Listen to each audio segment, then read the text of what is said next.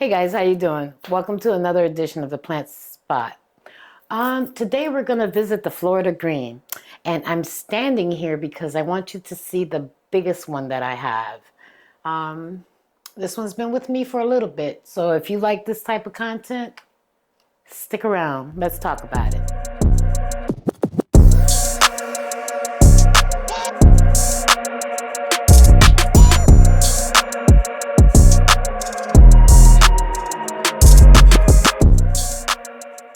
Hey guys, how you doing? So as I mentioned in the intro, today we're going to be talking about the Florida Green.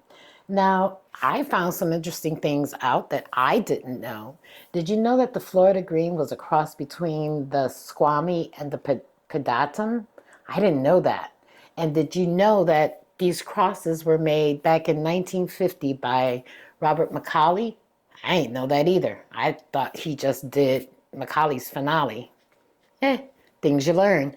Anywho, um, the Florida Green. What's not to love? So, sometimes let me start this way.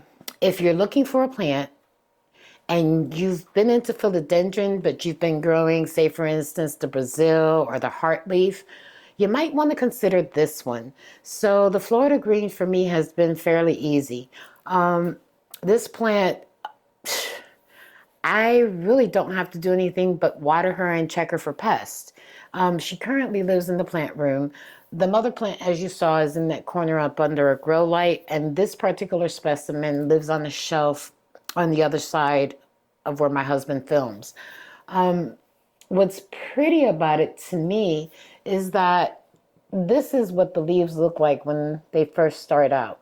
So if you buy yourself a baby Florida Green, this is what she looks like. And as she starts to mature, her leaves start to change in shape. And they change again, and they change again. And then they do this Batman ghost thing. And that's where she gets her name from. You see how it's split? So yeah, and I also learned, well, obviously, if Macaulay did this hybrid, he also did the Florida Beauty and the Ghost. This one here is the Florida Beauty. For me, this one has not been very simple.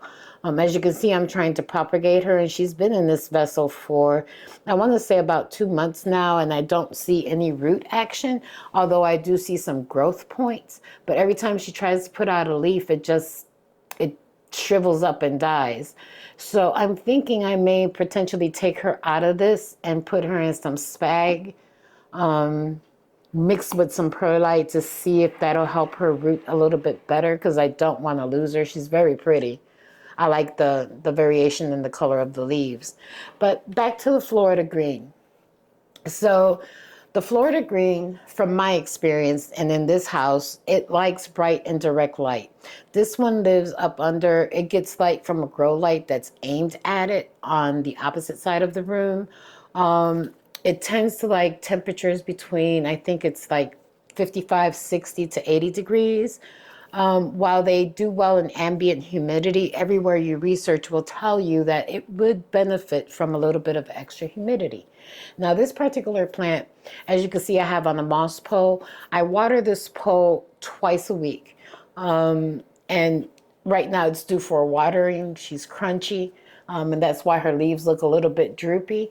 But if you have her in a pot, it's a climbing philo. So you want to make sure to give her some type of support. And you don't have to put her on a moss pole. You could put her on a wood plank. You could put her on a stake. Whatever you have, a stick from the backyard, it doesn't matter. As long as she feels like she's supported, she'll size up for you. As far as the soil recommendation, so it came in something that was a little dense for me. I've had this plant. I've had the original one that you saw earlier. I've had that one since 2022, and it came as a baby plant like this. This one I've had for about a year. It came in a soil mix that was a little bit dense. It had a mix of sand and perlite. You guys know what I'm talking about. It feels very coarse. And while it's well draining, it just feels like it holds on to moisture a little longer than I would like. So I did end up repotting this plant about 4 or 5 months after having it.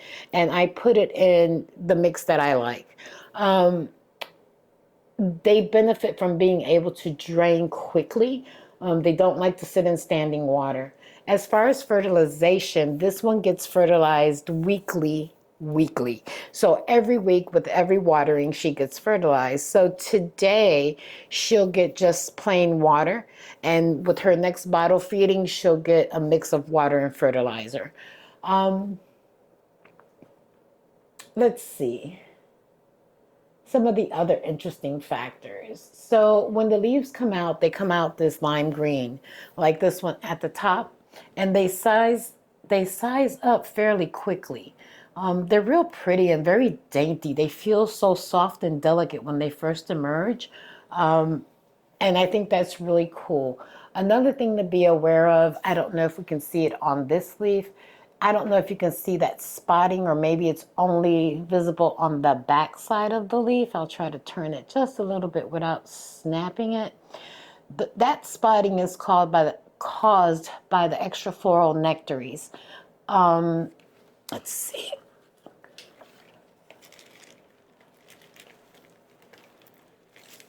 That spotting that you see back there, that's caused by the extra floral nectaries. So those drops appear on the back of the leaf, and when the sun hits it, or the lights, obviously she's not getting sun, but when the light hits it, it causes those little dots. There's not very much you can do about that, but to wash the plant, to remove that extra sap stickiness on the back of it. It's my understanding that they produce this extra floral nectaries as a way to prevent pests. Typically in nature, in the wild, that sugary substance causes the ants, and the ants eat the pests that may be attacking the plant. I have checked this plant, and she doesn't currently have any pests, and she gets sprayed down with insecticidal soap at least once a month. What else can I tell you about this plant?